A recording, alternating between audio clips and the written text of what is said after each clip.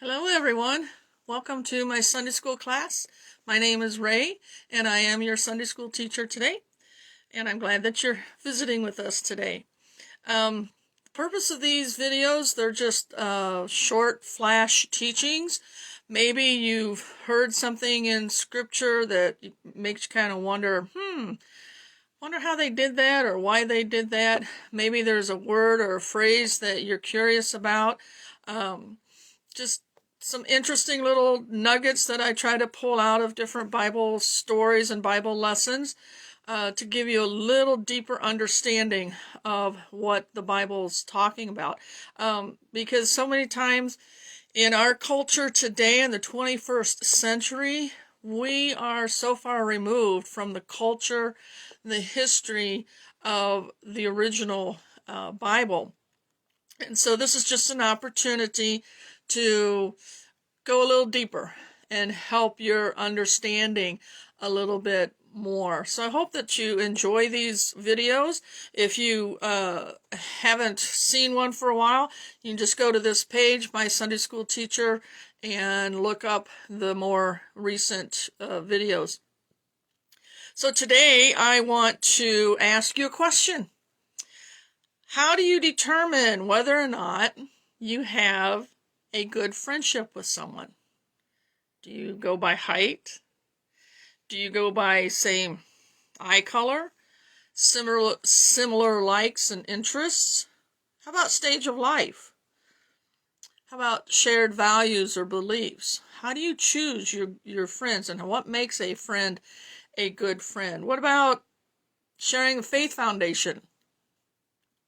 How about similar intellect or life experiences? Do you share life together, or do you simply share experiences? How about this? Would you pledge your lives to each other? Promise to take care of each other's families should something happen to you? Would you die for a friend? Do you have an intimate relationship with your friend? Now, in today's culture, intimate carries a negative connotation, but believe me, it's not negative at all. It's a level of friendship. Well, if you don't have this kind of a friend in your life, what would it take for you to have a friendship like this? Phrases like kindred spirit or best friends forever or dearest and closest friends are examples of what we think describes this kind of a friendship. But there's another phrase that I want to talk to you about today, and it's even better. This principle is found in the Bible, and it's a covenant relationship or a covenant friendship. Well, what in the world does that mean? Well, we're going to take a look at a few examples of Scripture, or from Scripture, about covenant friendships and see what we can find out. So the first one is, and I'm going to post these passages in full, the full reference in the comments below, but I'm just going to point out a couple of special verses or key verses. So the first covenant friendship would be Abraham and God. And that story is found in Genesis chapter 12, where we start hearing about Abram, and it goes through several chapters in Genesis about the story of Abraham. But I want to point out to you maybe the first or the second verse, Genesis 17, verse 2. And it's talking about what God is going to do, what he is going to promise Abram. And he's not asking anything else of Abram except to obey his commands and basically, in this passage, circumcise all the males. That doesn't sound too difficult, does it? Well, here's what God promises Abraham in Genesis 17. He says, I, God, will confirm my covenant between me and you, Abram, and will greatly increase your numbers. And as you read further into that story, there are four main parts of God's covenant. Now, what's a covenant? Well, a covenant is a solemn pledge. It means that you are committing for life to something or to someone. Covenant marriage, covenant partnership in business. It's a solemn pledge. It's not something that you take lightly. Well, here's what God promised Abraham. First of all, God promised him a new name. He started off as Abram, which meant just a father. And God changes his name to Abraham, which means father of many nations. So God promises a new name to Abram. He also promises a seed or ancestors. He told Abram and Sarah that they were going to have a child. Well, Abraham and Sarah were old at this point, and they were beyond childbearing age. And Sarah never had a child. So when God made this promise back in chapter 13, Sarah wasn't too sure what was going to happen. But God promised Abraham a seed. He said, I'm going to give you a new name. I'm going to give you a seed. And the third thing that God promised Abraham was land. He said, I'm going to give you the land as far as you can see, and it's going to stretch from the Nile in Egypt all the way to the Euphrates River in Iraq, which is a pretty big chunk of land. And God promised him that land was going to be forever inhabited by his people. Well, the fourth thing that God promised Abraham was that Abraham was going to be the father of many nations. Nations will rise up from Abraham. Kings will rise up from Abraham. And that is all part of God's covenant. And it's an eternal covenant. It has not been made null and void just because people over the centuries have thought that they owned the land. That's not accurate. The Bible says that covenant is going to be a permanent covenant, an eternal covenant. So that covenant is a friendship between God and Abraham. That's a pretty amazing friendship to make that kind of a covenant. Well, the second example that I have is one of my favorites. It's a favorite of many, and that's the story of Naomi and Ruth, and that is found in the book by the name of Ruth.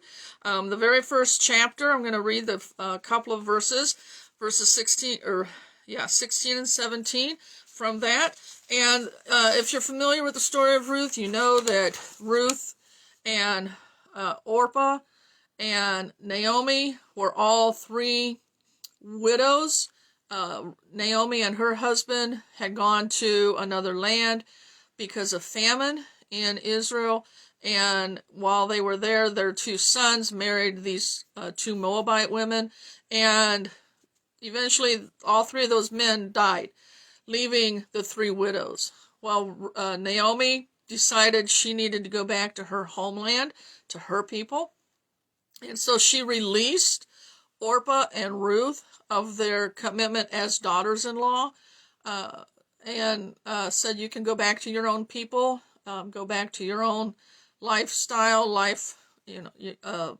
gods and that kind of thing. Well, Orpah said yes. She left, went ahead and went back to her people. Ruth, on the other hand, said no. She made a covenant with Naomi, and this is what part of that covenant is. And a lot of wedding ceremonies use this passage of scripture as part of the marriage, the marriage vows. This is in Ruth 1, verses 16 to 17. Ruth replied, do not urge me to leave you or to turn back from you. Where you go, I will go. Where you stay, I will stay. Your people will become my people, and your God, my God. Where you die, I will die, and I will be buried there. May the Lord deal with me, be it ever so severely, if anything but death separates you and me. She didn't have to do that. That was not part of her life plan to stick with Naomi after her husband had died. But she did. She chose to. She chose to still have a relationship with Naomi. And what an amazing friendship that turned out to be. And if you look at further down the line, Jesus' genealogy includes Ruth as one of his ancestors. So we've got Abraham and God. We've got Ruth and Naomi. A third example, which is one of my favorite examples, and that's Jonathan and David. Well, so we're going to take a look at a couple of passages from Samuel. If you know anything about Jonathan and David, David was the second king of Israel, but before he became king, he was in Saul's court. Saul's son Jonathan and David were about the same age. They became very, very fast friends. Jonathan and David were best friends, if you want to say that in today's vernacular. But it was an amazing friendship, and we don't hear a whole lot about it because Jonathan doesn't live very long he doesn't even see David become king. But there's a couple of passages in the Samuel stories that I wanted to point out to you and just talk a minute about David and Jonathan. So the first reference comes from 1 Samuel 18, verses 3 and 4. And it just says this: Jonathan made a covenant with David because he loved him as himself. He took off the robe he was wearing, the outer cloak, and gave it to David, along with his tunic, or in some translations it says armor, gave him his sword, his belt, and his bow. Well, why is that significant for today? We give jewelry. I've seen, the heart-shaped necklaces that are broken in half, and one side says best and the other side says friends, and you exchange those between friends. I've seen people exchange rings. I've seen people exchange other valuable gifts. It depends on what it is. I've even known of people who will put in their wills that they want their friend or even a relative to take up the responsibility of raising their minor children should something happen to them where they could no longer do that. And I've known of several people who have had that put into their wills. And of course, we see Hallmark movies that talk about so-and-so died and left the care of their children to so-and-so, and comes as a great surprise to the person that is being given this responsibility. But those are all different ways of showing friendship. Well, back in David and Jonathan's time, the way that people committed to each other in friendship was you exchanged something very valuable. In this time, the outer cloak was a very valuable piece of clothing. Now, why would that be so important? Well, the outer cloak was their blanket, it was their pillow, it was their protection, it was a sign of their prestige or their status in the community or wealth. It was made out of extremely durable materials. A lot of times it would be wool, or it could be fine linen. But that was the most valuable piece of clothing that someone could own, was their cloak. It went a long ways to protect and to it was very special to them. So when Jonathan and David exchanged cloaks, that's one thing. That showed that they were committed to each other. Their friendship was intact. It was deep. Nothing was going to shake it. Well, Jonathan went a little further than that. Him being the king's son, he had special armor, and it was very expensive. Usually it was made out of bronze, And so when Jonathan gave David his sword, his armor plate or breastplate, some translations say tunic, his belt, and his bow, he was giving him a lot. And it just, we don't often look at what that really entailed, because to give up one's armor was a form of surrender, which is interesting. David and Jonathan were committing to each other to take care of each other's families should anything happen to one or the other. But Jonathan was saying, you know, I'm going to surrender myself. I'm going to surrender to you, because eventually David was going to become Jonathan's king. And so that friendship went a whole lot deeper than just being best friends. David and Jonathan were committing their lives to each other, and Jonathan said, I want you to know that I am surrendering myself, my homage, my honor, my respect, everything. I'm surrendering to you because you are my friend. And so David went on. We know the story of what happened with Saul and Jonathan in battle, and then eventually David does become king.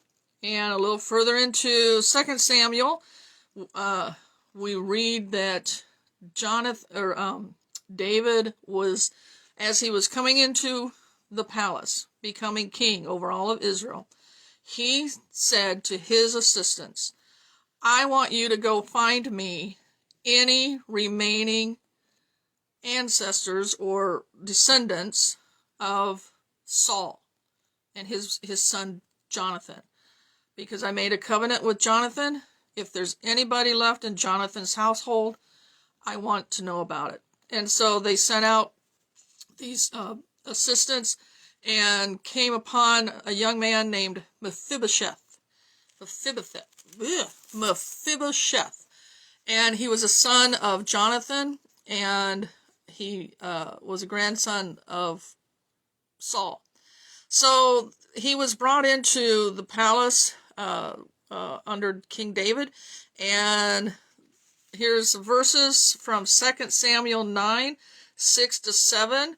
Can you imagine this son of Jonathan, grandson of Saul, being summoned to the court of the new king, King David? I would probably be a little frightened. But here's what we're told in 2 Samuel 9. When Mephibosheth, son of Jonathan, son of Saul, came to David, he bowed down to pay him homage. And David said, Mephibosheth. Your servant, he replied. Don't be afraid, for I will surely show you kindness for the sake of your father Jonathan. I will restore to you all the land that belonged to your grandfather Saul. That's quite a statement. And you will always eat at my table. So here David is fulfilling his part of the covenant to Jonathan. He's taking the remaining descendants of Jonathan into his own household. He's restoring whatever land may have been given away or taken away from Saul through battles or whatever. He's restoring that to Mephibosheth. And he's also telling Mephibosheth, as long as you are alive, you will always have a place in my palace, in my kingdom, at my table. In other words, you will be a part of my family. What an amazing friendship. An amazing friendship with that. I'm very intrigued by David and Jonathan's friendship. As I said, they're about the same age. Jonathan was not jealous of David. He could have been really upset that David would be king instead of him. David could have been very prideful, but he wasn't. Both men loved each other, and they pledged their lives to each other, even exchanging, as I said, a sign of their pledge, those clothing items and armor items. I really like the idea of a covenant friendship. Well, here's another one. One last example, and that's the covenant friendship between Jesus and us. Probably, well, not probably, the greatest friendship we could ever have is with Jesus. And John 15, verse 8 tells us a little bit of this friendship that Jesus has with us. He simply says, and he's talking about his disciples, or to his disciples, he says, "As the Father has loved me, so I have loved you. Now remain in my love." What an amazing thing for Jesus to say. And I wonder, do you have such a friendship? I like to think that I have at least a couple of covenant friendships, but I've never had to put it to such a test as David and Jonathan did. I think what impresses me so much about David and Jonathan's friendship is that long after Jonathan's death, David could have forgotten his covenant, but he did not. He made a search for any remaining member. He searched the kingdom high and low and found Mephibosheth and brought him into his own house. He even hired servants to till the farmland that he gave back to Mephibosheth. He honored his friend, and he kept his covenant with Jonathan through his son Mephibosheth. And then, of course, Jesus. His covenant friendship with his disciples and eventually with us took him to the cross on our behalf. How many of us would die for our friends? I say that I would, but would I really? I'd like to hope that I would. And I just leave you with this, that Jesus says, "Greater love has no one than this, that he lay down his life for his friends." Thank you for joining me today. I hope you learned something fresh and new. Have a great day, and God bless.